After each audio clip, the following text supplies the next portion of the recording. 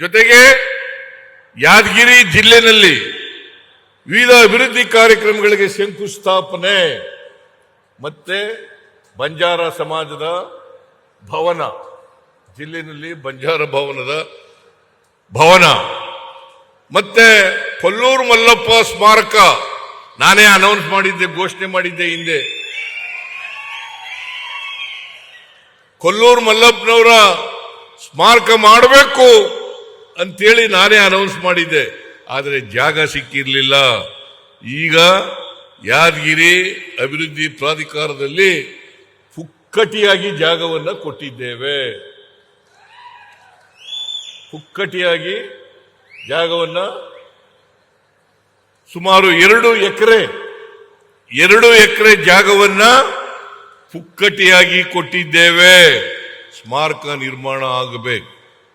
ಅವರೊಬ್ಬರು ಸ್ವಾತಂತ್ರ್ಯ ಹೋರಾಟಗಾರರು, ಈ ಭಾಗದಲ್ಲಿ ಅನೇಕ ಲೀಡರ್ಗಳನ್ನ ಬೆಳೆಸ್ತಕ್ಕಂಥ ಕೆಲಸವನ್ನ ಮಾಡಿದ್ದಾರೆ. ಅವರನ್ನ ಹೈದರಾಬಾದ್ ಕರ್ನಾಟಕದ ಗಾಂಧಿ ಅಂತ ಕರೀತಾ ಇದ್ರು. ಹೈದರಾಬಾದ್ ಕರ್ನಾಟಕದ ಗಾಂಧಿ ಅಂತ ಕರೀತಾ ಇದ್ರು. ಅವರ ಸ್ಮಾರಕ ಮಾಡಬೇಕು ಅಂತಕ್ಕಂಥದ್ದು ನಮ್ಮ ಸರ್ಕಾರದ ಉದ್ದೇಶ ಇತ್ತು. ಅದಕ್ಕೋಸ್ಕರ ಸ್ಮಾರಕ ಮಾಡಿದ್ದೀವಿ. ಯಾರು ಆ ಟ್ರಸ್ಟ್ ಮಾಡಿದ್ದಾರೆ, ಆ ಟ್ರಸ್ಟ್ನ ಜವಾಬ್ದಾರಿ ಹೊತ್ಕೊಂಡಿರ್ತಕ್ಕಂಥವ್ರು ಕೂಡಲೇ 1 ವರ್ಷದೊಳಗಡೆ, ಈ ವರ್ಷದೊಳಗಡೆ ಸ್ಮಾರಕ ಮಾಡಬೇಕು ಅಂತೇಳಿ ಅವರಿಗೆ ಸೂಚನೆಯನ್ನು ಕೊಡಲಿಕ್ಕೆ ಬಯಸ್ತಾ ಇದ್ದೇನೆ. ಈಗಾಗಲೇ ಜಾಗದ ಆದೇಶ ಕೂಡ ಆಗಿದೆ. ಆದೇಶ ಶರಣಬಸಪ್ಪ ದರ್ಶನಾಪುರ್ ಜಾಗ ಕೂಡ ಕೊಟ್ಟಿದ್ದೀವಿ.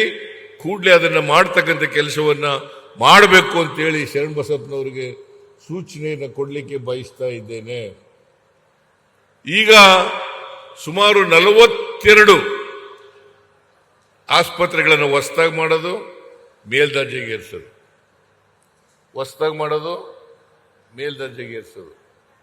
ಸುಮಾರು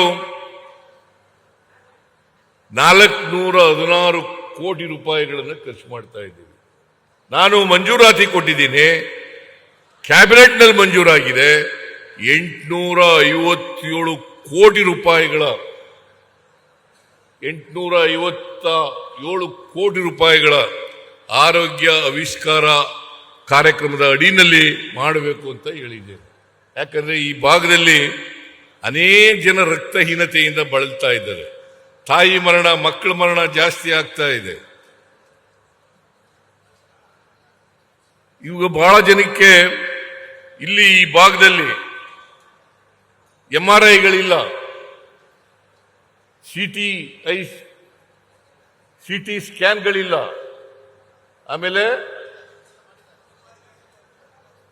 ಕೂಡಲೇ ಅವನ್ನೆಲ್ಲರೂ ಕೂಡ ಮಾಡಬೇಕು. ಯಾಕಂದ್ರೆ ಬಡವರು ದುಬಾರಿ ಹಣವನ್ನ ಕೊಟ್ಟು ಖಾಸಗಿ ಆಸ್ಪತ್ರೆಗಳಲ್ಲಿ CT ಸ್ಕ್ಯಾನ್ ಮಾಡ್ಕೊಳ್ತಕ್ಕಂಥ, MRI ಮಾಡಿಸ್ಕೊಳ್ತಕ್ಕಂಥ ಶಕ್ತಿ